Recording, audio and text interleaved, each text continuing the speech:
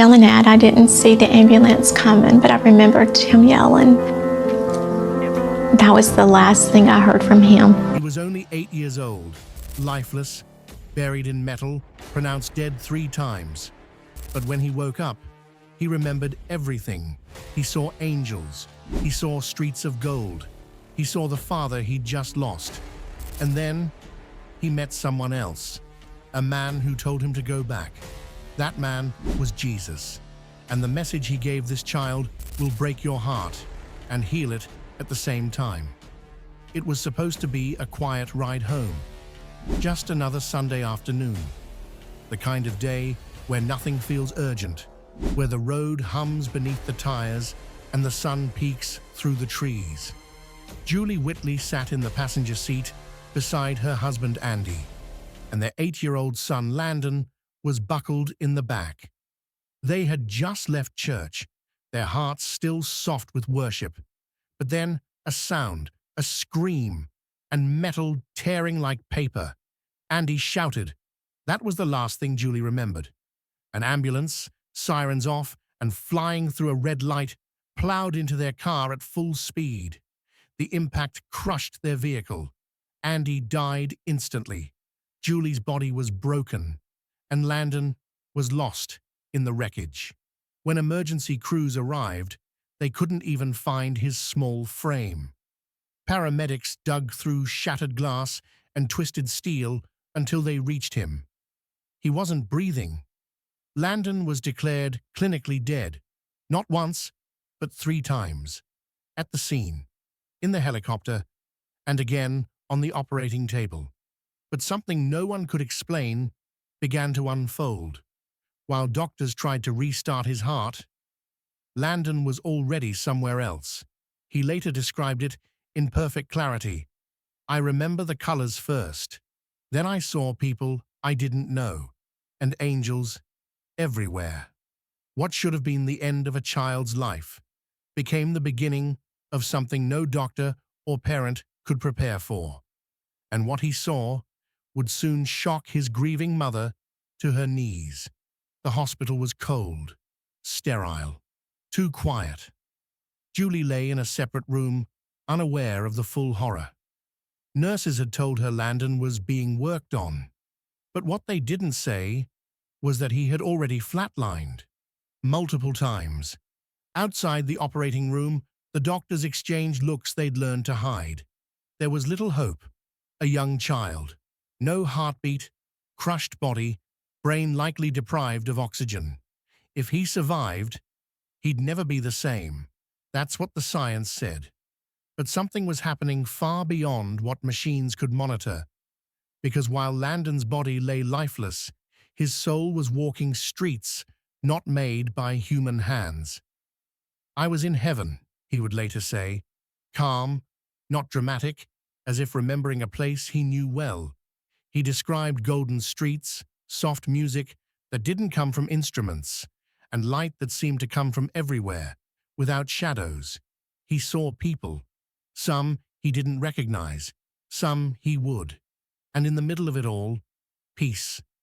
Meanwhile, Julie sat alone in a hospital bed, her face bruised, her soul broken, her husband gone, her son fading. She whispered prayers that didn't sound like prayers, just aching breath and desperate bargains with God. I remember saying, "Take me instead." I didn't even know if Landon could hear me, but I couldn't lose them both. And then, in a quiet corner of heaven, Landon turned toward a presence, a figure radiant yet gentle, familiar but holy. And for the first time, the boy saw his father. But that wasn't the most surprising part, because just behind Andy were 2 children Landon had never seen before. And yet somehow, he knew they belonged to his mother. Julie had never spoken about the miscarriages, not to Landon, not in detail, not even to herself in recent years. They were silent losses, painful chapters she had tucked away, too tender to revisit. Before Landon was born, she had carried 2 pregnancies. Both ended before life could bloom. She mourned them privately, cried into pillows, whispered names she never dared say out loud. But Landon, 8 years old, recovering from death, spoke as if he had just come from a family reunion. There were 2 other kids there, he told his mother, his voice soft but steady. They were yours. They said they can't wait to meet you one day. Julie froze. He couldn't have known. He had never been told. There were no pictures, no journals, no stories whispered at bedtime. Tears poured down her cheeks, because only heaven could have shown him that. Landon's account became more detailed with time. He described the light that felt like love, the presence of angels, and the deep, unshakable peace he felt while there. He never used grand language. He didn't try to impress. He simply told the truth. Like a child describing a vacation no one else had been on. And then he told her something that made her breath catch in her throat. "I saw Jesus," Landon said, looking her straight in the eye. Not like a storybook, not like a dream. He said it like a boy, remembering someone he knew. He walked toward me and told me I had to go back. He said I had more to do, that I had to be a good Christian, and that I had to tell people he's real. Julie gripped the side of his bed, because what her son had seen was a mission, and the reason he came back was about to change everything. Julie sat in silence, trying to process her son's words. He had met Jesus, spoken to him, and been sent back with a purpose. Landon didn't dramatize it. He didn't embellish. He simply said, "Jesus told me I had to tell people he's real." There was no hesitation in his voice, no uncertainty, just a child's certainty, pure, simple, and unwavering, like a compass pointing home. Julie wanted to believe every word. Her heart did. But her mind still wrestled with the trauma, the grief, the weight of losing her husband, the fear of losing her son. And yet, here Landon was, alive, awake, and talking about heaven as if it were just another place he had visited. The doctors didn't know what to make of it. They had told her to expect the worst: brain damage, disability, silence. They had prepped her for a version of her son that wouldn't remember who he was. But Landon remembered everything. And more than that, he remembered things he never could have known. He asked her why the angels didn't stop the crash, why his dad had to stay, why he had to come back. Julie had no answers. "I don't know," she whispered, brushing his hair back, trying to hold her emotions together. But Landon, he already understood something she didn't. Jesus said I still had work to do. That's when Julie realized her son wasn't just a survivor. He was a witness. And heaven had trusted him with something rare, a second chance. But that gift came with weight, because from now on, their lives wouldn't be about surviving. They would be about sharing. And soon, the world would hear what this boy had seen. Because the message he carried wasn't his own. It was heaven's. Landon's return to life didn't come without cost. His small body had been broken in ways no child should endure. Skull fractures, vision loss in one eye, dozens of surgeries.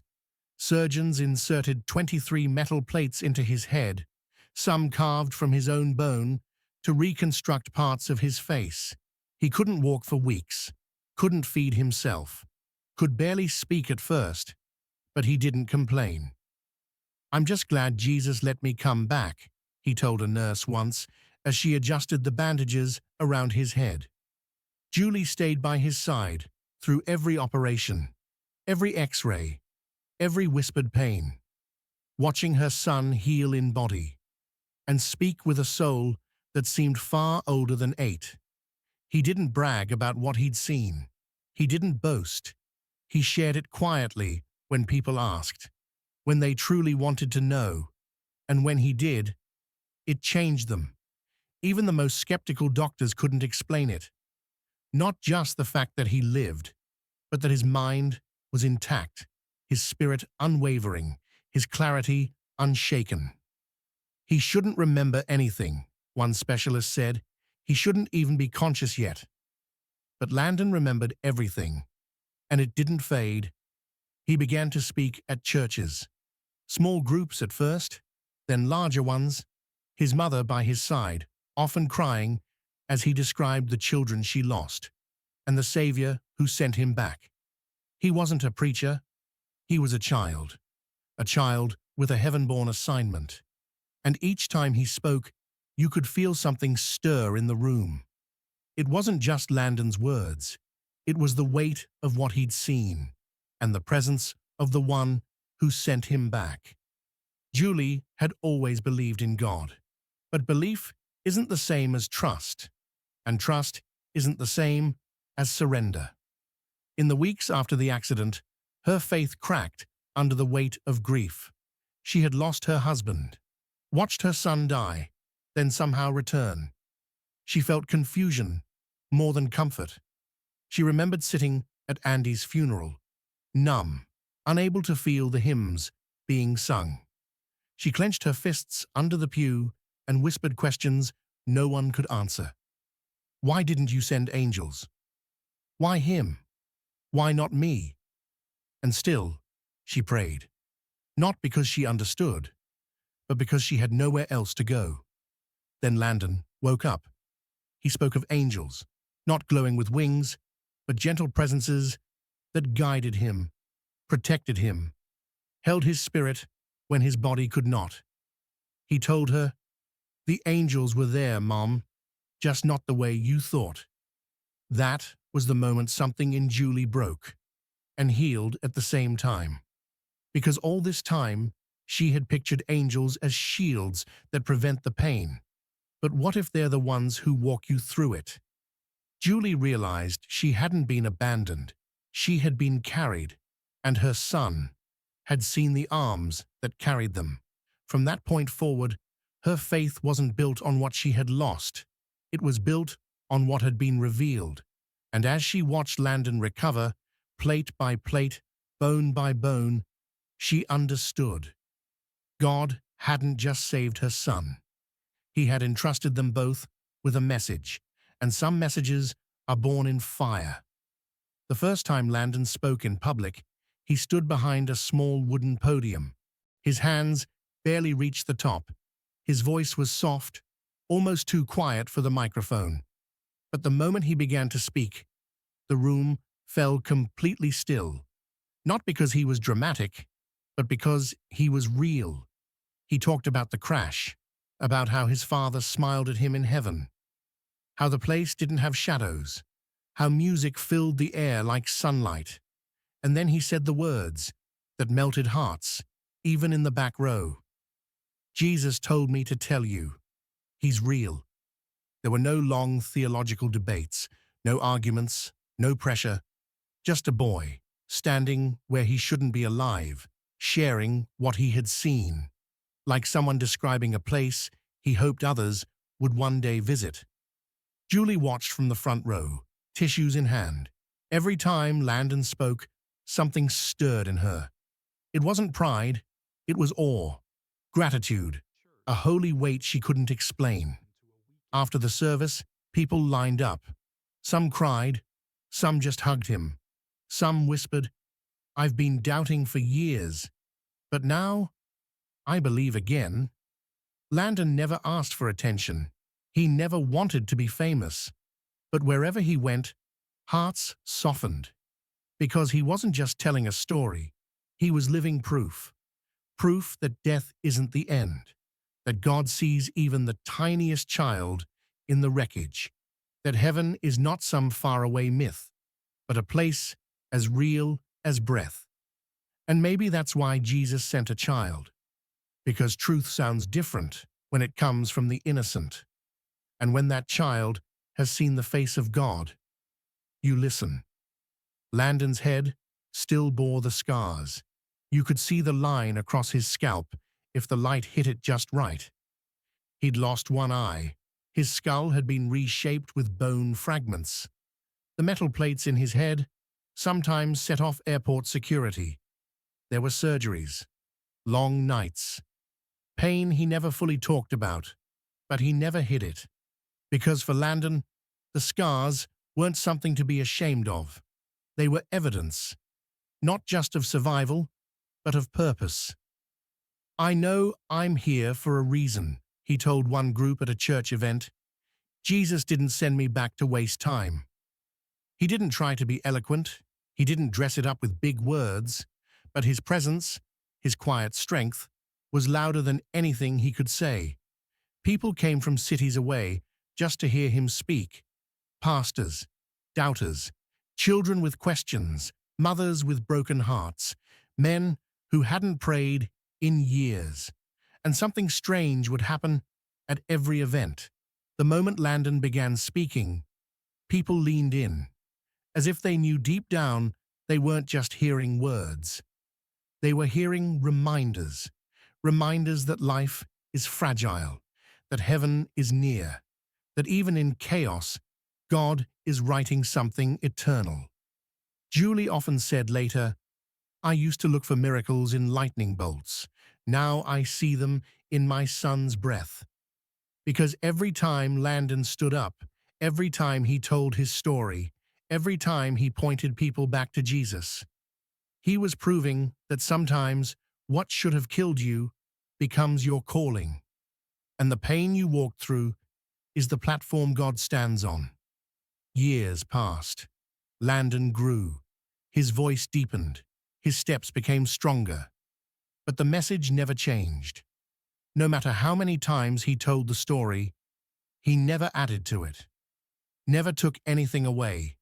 He didn't need to. The truth didn't need polishing. Because when you've seen heaven, you don't need to make it sound better. He still remembered the streets of gold, the angels, the two siblings waiting for his mother, his father's warm eyes, and most of all, Jesus. "Every time I talk about him," Landon once said, "it's like he's still standing right beside me." For Julie, watching her son grow into this quiet ambassador of heaven brought a strange kind of joy, woven with loss. Her husband was still gone. Life hadn't been easy, but grief had given way to purpose. She no longer asked why the crash happened. Now she asked, "What does God want us to do with what's left?" They had turned their pain into a platform, tragedy into testimony, and through Landon, countless others had come back to faith. Not because he begged them to believe, but because they saw something undeniable in his eyes, something they couldn't explain, but couldn't walk away from. And maybe that's why the story kept spreading, even after the headlines faded, even when others forgot. Because this wasn't about a viral miracle. It was about the God who doesn't forget, the Savior who sends children back with assignments, the kind of message that lingers in a room long after the words are spoken.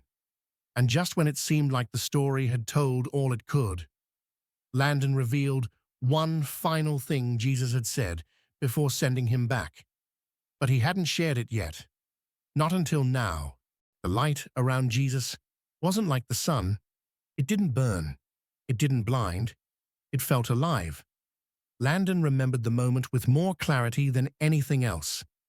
Jesus looked at him, not in anger, not even with sadness, but with love that felt too big for words.